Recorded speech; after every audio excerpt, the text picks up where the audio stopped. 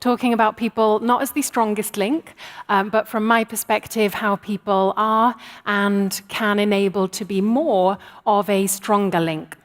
Now, what I'm talking about today is how we make people the strongest link. And that's my first thought on it, is that actually humor can be really effective. And often when we're talking about cybersecurity, we make it very serious and very dry. And that means as soon as we start to say to people, we're going to talk about cybersecurity, they're expecting something sort of serious and dry and thinking that they're going to be bored. If we can turn that on its head, that's one way of getting engagement. Why is this so important? Of course, one of the reasons is the fact that people have become more and more important to cybersecurity for families, for organizations, for countries. And this is partly because of the huge rise that we have seen in social engineering. Over the last few years, it's become probably the biggest threat that my corporate clients come to us about.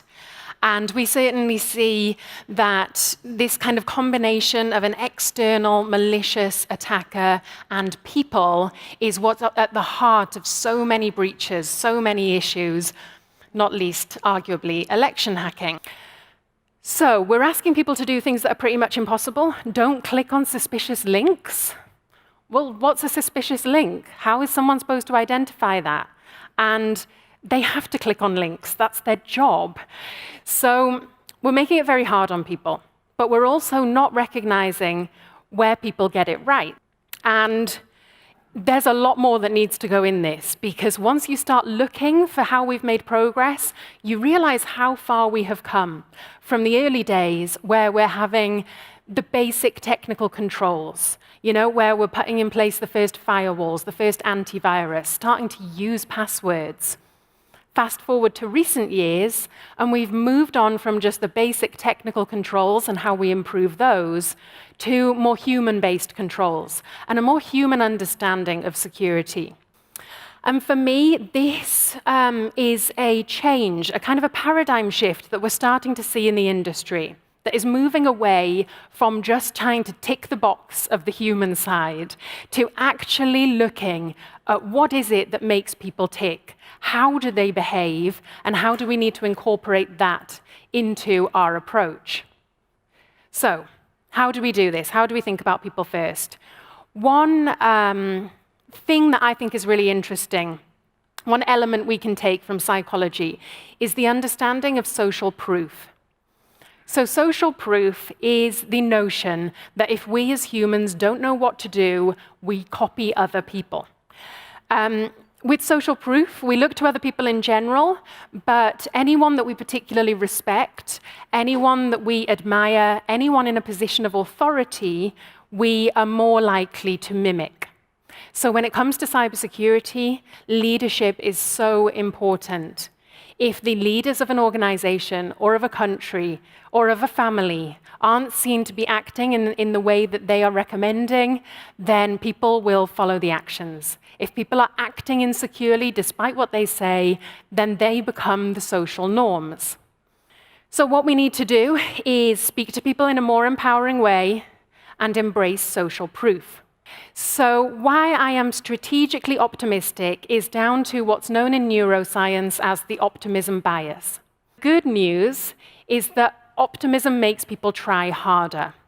But if we can tell people, actually, these basic behaviors, good passwords, use a password manager, two-factor authentication, report phishing emails, if we tell people these basic practices will protect them from 95, 98% of the threat, which is true, then they're more likely to engage in those behavior. So that's my second recommendation, engage with positivity. So when we are talking to people about something scary and trying to change their behavior, we're engaging in what's known as a fear appeal. And that's led to this, which is known as the extended parallel process model.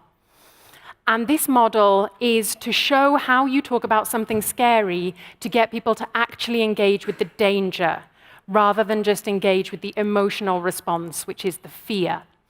That those responses will be effective, and also that they are capable of engaging with them, that they have the time, the money, the technical know-how, the support, Only then, if we convince people of all of that, will they engage with the actual danger.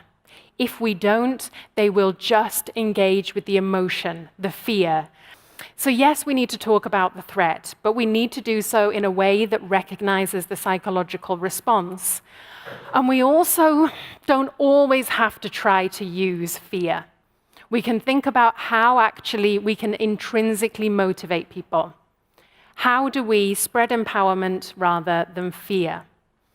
And one of the most effective mechanisms I've found in a company is what's known often as a champions network, an ambassadors network, whatever you want to call it.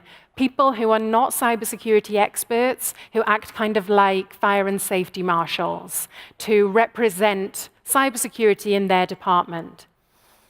And I've always worked on this within companies, but I think it's a great model outside of that. I think this can be used between companies. I think this could be used to scale up how we talk about cybersecurity, not just at a company level, but potentially at a national level. Because this is what we need. We need herd immunity. And as soon as we are lacking that, that's when we are all weaker. So that's always my final recommendation. How do we build a champions network? This stuff is not about having new messages, it's about how you shape the messages, how you frame communications to have the most impact and enable people to be the strongest link. Embrace social proof, engage with positivity, spread empowerment, not fear, and build a champions network.